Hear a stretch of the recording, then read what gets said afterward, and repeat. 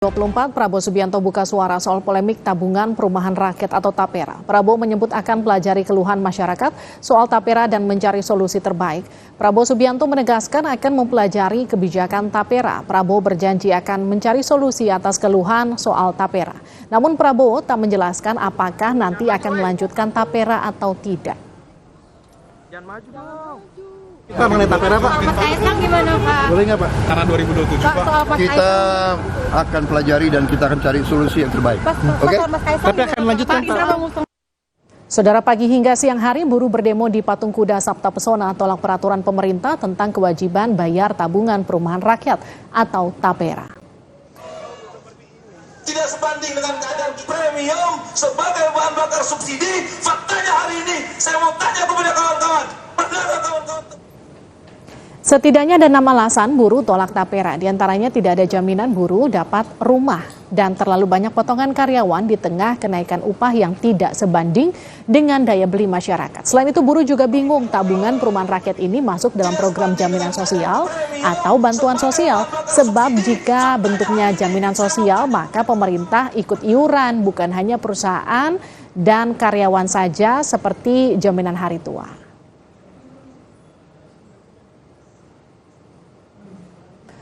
Menteri PPN Kepala Bappenas Suharso Monoarfa menyebut terbuka kemungkinan untuk membahas kembali kebijakan TAPERA. Suharso memastikan kebijakan TAPERA butuh partisipasi seluruh lapisan masyarakat.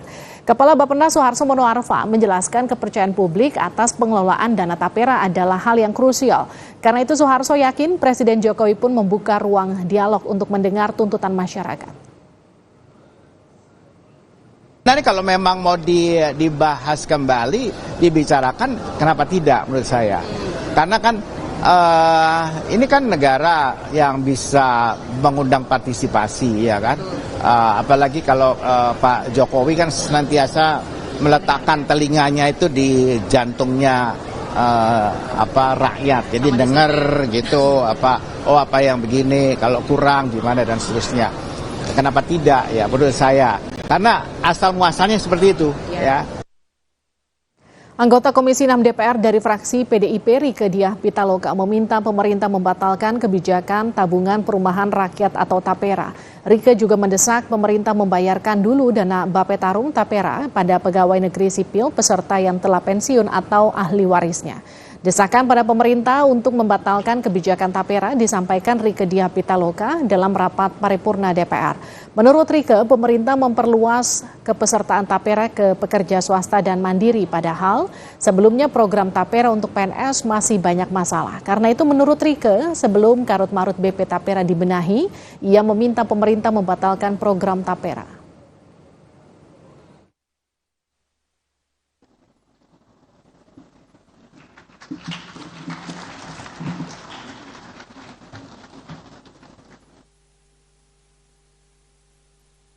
Aceh, kemudian rancangan undang-undang tentang mendesak pemerintah untuk membayarkan dana Bapetarum PNS TAPERA kepada peserta yang telah pensiun atau ahli waris peserta yang telah meninggal. Dan terakhir, mendesak pemerintah membenahi carut-marut tata kelola BP TAPERA, dan sebelum itu semua dibenahi pimpinan izin, saya menyatakan mendukung untuk pembatalan dan penundaan Peraturan Pemerintah Nomor 25 Tahun 2020 Junto Peraturan Pemerintah Nomor 21 Tahun 2024 tentang perubahan atas Peraturan Pemerintah Nomor 25 Tahun 2020 tentang tabungan perumahan rakyat. Demikian pimpinan, terima kasih. Saudara, organisasi buruh turun ke jalan mendesak pemerintah membatalkan peraturan soal tabungan perumahan rakyat atau TAPERA. Pemerintah membuka kemungkinan membahas lagi kebijakan TAPERA. Kita akan bahas bersama anggota Komisi 11 DPR dari fraksi Partai Gerindra, Kamru Samad. Ada juga Presiden Asosiasi Serikat Pekerja Indonesia, Mira Sumirat, dan juga Yenti Nur Hidayat dari Pusaka Indonesia. Selamat malam Pak Kamru Samad, selamat malam Mbak Mira, selamat malam Mbak Yenti. Selamat malam Mbak. Saya ke Mbak Mira dulu. Mbak Mira, jadi tadi ada 6 poin yang disuarakan kawan-kawan buruh untuk menolak TAPERA. Apa saja poinnya? Baik. Ya, Mbak. Silakan. Ya, Mbak Lilis. Jadi yang pertama memang kita sedang tidak baik-baik saja kondisi pekerja pekerja buruh saat ini ya. Sejak kita COVID-19 kemarin itu banyak sekali kawan-kawan buruh yang di PHK, kemudian juga banyak perusahaan yang tutup, kemudian ditambah lagi dengan telah disahkannya Undang-Undang Omnibus Law Cipta Kerja yang mengakibatkan salah satunya adalah upahnya yang sangat murah gitu. Kemudian belum lagi harga pangan yang sangat tinggi luar biasa. Akibatnya tabungan pekerja buruh itu sudah kebuka sejak COVID-19 kemarin gitu. Jadi saat ini kondisi buruh tidak punya tabungan sama sekali. Nah, ketika upahnya murah, daya beli rendah, kemudian tabungan nggak ada, sekarang ini pemerintah malah memaksakan diri untuk kemudian mengambil uang, dalam tanda kutip ya, mengambil uang dengan atas nama tabungan perumahan rakyat yang secara paksa kalau menurut saya, karena itu bersifat wajib, maka dari itu pekerja buruh menolak keras untuk itu. Dan belum lagi hal-hal yang terkait dengan tidak transparansi yang nanti. Mereka seharusnya berkaca pemerintah terkait dengan BPJS Ketenagakerjaan. Banyak kawan-kawan buruh yang nggak bisa klaim juga, yang nggak klaim, terutama yang meninggal dan juga PHK di tengah-tengah jalan itu, uangnya puluhan triliun, mangkir. Baik. Di BPJS Ketenagakerjaan, dan itu uang tidak bertuan, batalkan gitu Mbak. Oke, saya ke Pak Kamru Samad ya. Pak Kamru Samad, kalau kita mendengar pernyataan Pak Muldoko yang sebelumnya menyatakan tapera itu pasti akan terjadi di 2027. Tapi kemudian Presiden terpilih Pak Prabowo menyatakan akan mengkaji lagi terkait dengan tapera ini. Jadi pertanyaan gini, apakah masih ada kemungkinan tapera akan dibatalkan Pak Kamru Samad? Selamat malam teman-teman. Kalau kita melihat dinamika aspirasi yang begitu besar, yang berkembang di tengah-tengah masyarakat, baik dari kalangan buruh, pekerja, baik karyawan swasta, mandiri, maupun dari kalangan dunia usaha, tentu pemerintah dan DPR tidak boleh menutup mata dinamika, perkembangan, aspirasi, atau respon publik terhadap keluarnya PP 21 tahun 2024. Namun demikian, untuk membatalkan, maka perlu waktu, perlu proses, karena PP 21 itu adalah turunan dari Undang-Undang Nomor 4 Tahun 2016. Di dalam Undang-Undang Nomor 4 Tahun 2016, Pasal 7 diatur dengan jelas tentang kewajiban bagi pekerja swasta, karyawan swasta maupun mandiri. Jadi di dalam tingkatannya itu di undang-undang. Makanya saya heran Mbak, kalau seorang anggota DPR yang minta PP 21 dibatalkan. Padahal PP 21 itu adalah turunan dari Undang-Undang Nomor 4 2016, di mana DPR salah satu produk legislasinya pada periode 2014-2019. Jadi kan coba diletakkan dulu. Yang kedua, pemberlakuan Pasal 15 dalam PP 21 2024 itu kan nanti 2027, Mbak. Artinya apa? Masih ada waktu. Jadi jika presiden terpilih mengatakan akan mengkaji, memang benar, masih ada waktu untuk melihat lebih mendalam tentang kemampuan ekonomi kita ke depan. Betul. Lalu kemudian mencari formula yang tepat buat pekerja. Tetapi kita juga harus tahu bahwa pekerja swasta, pekerja mandiri dalam 14 tahun terakhir ini itu telah menyerap program penyediaan rumah melalui FLPP lebih dari 220.000 dalam 14 tahun ini. Yang gajinya rata-rata kisarannya kalau data yang kami terima antara 3 sampai 4 juta. Itu berasal dari non-ASN. Non-TNI, non-Polri, 220.000 lebih yang menggunakan fasilitas FLPP, fasilitas likuiditas pembiayaan perumahan. Itu yang sumber pembiayaannya berasal dari pajak masyarakat, masukkan di APBN, kemudian APBN mensubsidi program tersebut. Dan itu sudah dinikmati oleh masyarakat kita, termasuk pekerja swasta di dalamnya dan juga pekerja mandiri. Oke, saya potong Pak Kamru Samad. Mohon maaf saya potong. Jadi gini, kalau tadi itu kan Menurut Anda masih ada waktu karena di 2027 untuk mengevaluasi dan juga mengkaji ulang seperti tadi kata Pak Prabowo. Tapi yang jadi pertanyaan saya gini, iya betul masih ada waktu, tapi kan juga masih ada PR yang banyak menumpuk seperti temuan BPK di 2020-2021. 124.000 peserta tapera yang belum dikembalikan dananya, ada yang sudah meninggal, ada yang kemudian ahli warisnya juga bahkan tidak tersalurkan dana pensiun taperanya, ada juga kemudian kalau kita totalkan itu bahkan 567 miliar dan bahkan ini hanya 7 kota sampling. Mbak Yenti nanti akan jelaskan kalau ditotalkan seluruh Indonesia dananya bahkan bisa lebih dari 600 miliar. Apakah ini kemudian bisa selesai PR ini Pak sampai 2027? Saya kira kalau pemerintah sungguh-sungguh untuk mengurai baik yang lalu dan mensosialisasikan kebijakan baru sebagai amanat undang-undang ini, kenapa tidak? Kita punya waktu 36 bulan ya untuk bisa menyelesaikan yang masa lalu kemudian mensosialisasikan manfaat, arah, dan membangun kepercayaan. Karena ini kan soal kepercayaan publik juga nih Mbak. Ya kan, kepercayaan publik ketika ada lembaga atau instrumen yang diatur oleh undang-undang mengumpulkan dana publik, kecenderungan pengelolaannya itu dikhawatirkan terjadi fraud. Ya, seperti Asabri, Jiwasraya, dan seterusnya. Ini yang harus dibangun kembali. Karena program BP Taperum ini sebetulnya sangat bagus. Karena bisa memberikan subsidi silang dari karyawan yang berpenghasilan di atas 8 juta, Mbak. Kepada MBR, masyarakat berpenghasilan rendah. Baik. Nah, itu yang kita harus lihat dari perspektif manfaatnya. Oke, itu perspektif manfaatnya. Maaf saya potong ya, Iya. Pak Kamrus Samad ya. Saya ke Mbak Yenti. Mbak Yenti, kalau tadi saya katakan data 567 miliar itu dari 7 sampling yang ditemukan BPK, 7 kota saja, 124.000 peserta tapera yang belum tersalurkan. Apa data yang Anda miliki, Mbak Yenti? Ya, kalau kita lihat pada tahun 2018 itu ketika Bapetarum PNS dilikuidasi dan asetnya atau datanya dipindahkan kepada Tapera, BP Tapera, itu ada 5 juta lebih peserta, di mana 1 juta lebih itu adalah pensiunan yang pada tahun 2018 itu harus dibayarkan.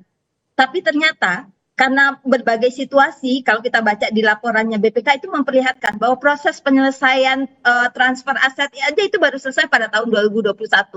Nah, kita melihat bahwa nasib yang 2018 sejuta lebih peserta pensiunan itu sudah dikembalikan apa belum? Nah, ketika 2021 laporan BPK menyebutkan, audit BPK menyebutkan bahwa sampling di 7 kota ada 124.000 lebih. Kami di Puskaha Indonesia melihat bahwa ini kemungkinannya lebih besar. Jadi kalau 1 juta yang seharusnya 2018 itu dikembalikan, di tahun 2021 ternyata temuan 7 kota aja 124.000. Kalau menurut data kami kemungkinan itu ada 6.000 peserta yang dananya belum dikembalikan sejak 2018. Oke, Mbak Yenti, yang jadi pertanyaan selanjutnya kan gini, yang jadi permasalahan adalah soal tata kelolanya. Kalau tadi Anda katakan ada dana yang belum dikembalikan lebih besar dari 124.000 peserta, lebih besar dari 567 miliar, artinya kan gini, ketika ada tata kelola yang jadi permasalahan, seperti apa kemudian yang harus dilakukan pemerintah kalau ini dipaksakan harus dilakukan di 2027? Ya, persoalannya tidak sesederhana yang disampaikan oleh Bapak dari Gerindra ya. Karena betul bahwa persoalan masa lalu itu harus diselesaikan.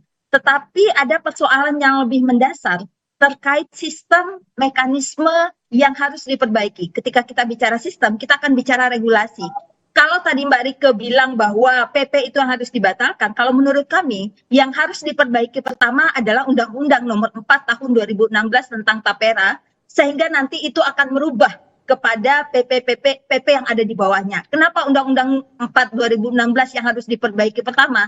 Karena di sana memperlihatkan bahwa aspek partisipasi, transparansi, akuntabilitas itu betul-betul tidak ada di dalam undang-undang ini. Sehingga kemudian PP-nya pun tidak mengakomodir aspek partisipasi, akuntabilitas, dan transparansi itu. Baik, saya ke Pak Kamrus Samad. Pak Kamrus, kalau tadi Anda katakan memang kita harus melihat dari 2 sisi ya Pak. Kita nggak cuma bisa mengkritisi, tapi juga kita bisa melihat dari nilai manfaatnya. Kalau kita bicara soal manfaat, seberapa besar memang manfaat tapera buat masyarakat? sebelum ada Tapera, kita sudah ada program FLPP. Betul. Iya kan? Dan itu memberi manfaat kepada masyarakat. Nah, kenapa nggak FLPP aja, Pak? Kenapa harus dibentuk Nah, itu Tapera terus lagi? dilakukan tahun ini saja 13 triliun subsidinya untuk FLPP. Iya kan?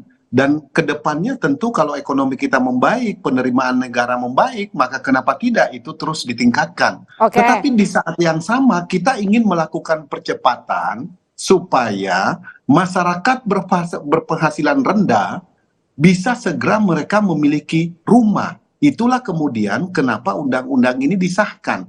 Dan di dalam penyusunan undang-undang ini diundang unsur pekerja, diundang unsur buruh, diundang unsur dunia usaha. Saya mencari beberapa waktu lalu risalah penyusunan undang-undang walaupun belum periode kami bertugas di DPR, tetapi saya mencoba mencari tahu perdebatan, dialog yang terjadi, siapa saja stakeholder yang terlibat di dalam penyusunan Undang-Undang Nomor 4 2016 ini.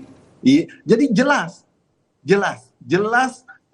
risalahnya bahwa sudah melibatkan, tapi kemudian situasi ekonomi kita 2020 sampai 2022 ada COVID dan dampaknya memang harus kita lihat. Tapi karena ini belum berlaku, maka alangkah baiknya pemerintah dalam hal ini BP Tapera, Kementerian Keuangan, PUPR, Tenaga Kerja turun untuk berdialog dengan stakeholder yang akan menjadi objek daripada pelaksanaan program ini.